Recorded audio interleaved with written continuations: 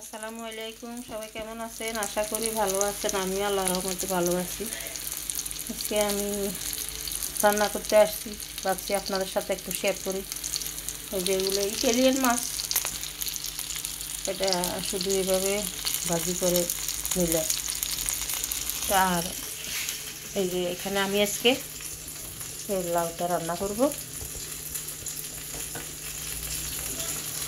লাউর এখন অনেক দাম, ছোটো একটা লাউ 1 কেজি হয়ে গেছে মনে হয়।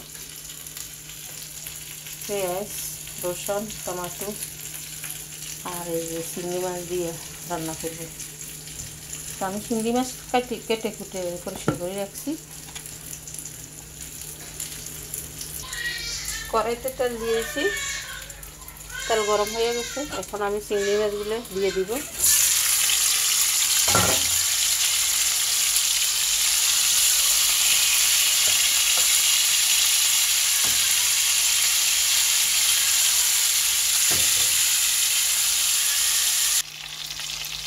চিংড়ি মাছ ভাজা হয়ে গেছে।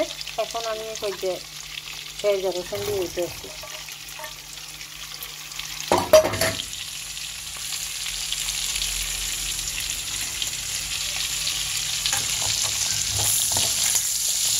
পেঁয়াজ রসুন ভালোভাবে এখানে ভাজবো মাছের সাথে।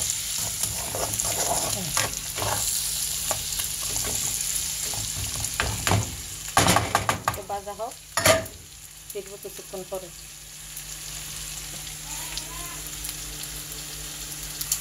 ফিরে আসলাম,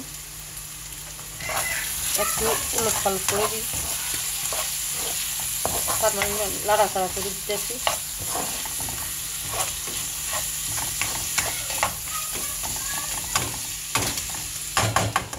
আর এইদিকে আমার মাছ ভাজা হয়ে গেছে। বাকি শুধু মাছের ভাজা করুন। তখন আমার মেয়ে পেঁয়াজ ভাজা পছন্দ করে, জন্য একটু পেঁয়াজ টমেটো দিয়ে ভাজি করব, 2 পেঁয়াজ।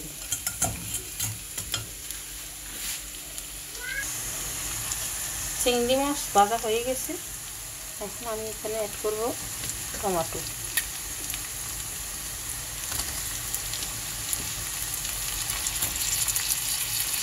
অ্যাড করব